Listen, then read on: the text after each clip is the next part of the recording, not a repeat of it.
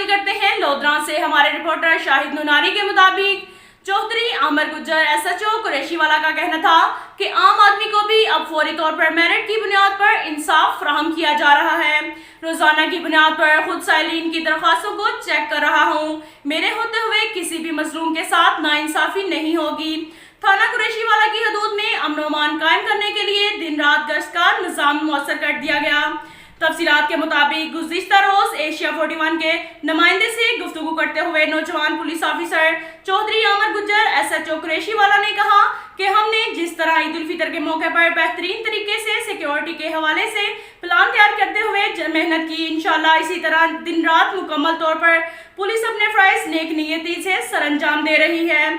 आमर गुज्जर एसएचओ कुरैशीवाला ने कहा कि अवाम को तहफ़्फ़ुज़ फराहम करना थाना कुरैशीवाला का मंशूर था और रहेगा। हर दरख्वास्त को खुद चेक करता हूँ, किसी के साथ ज्यादती या नाइंसाफी नहीं होने दूंगा। डीपीओ लोधरा सैयद करार हुसैन शाह की क़यादत में दिन रात बिला तफरीक फौरी तौर पर इंसाफ फराहम करने की पॉलिसियों पर अमल दरामद किया जा रहा है। आमर गुज्जर ने कहा कि गोगड़ा, खानवा, खलवा, सुईवाला समेत पूरे थाना की हदूद में अमन अमान कायम करने के लिए टीमें तश्कील दे दी गई हैं।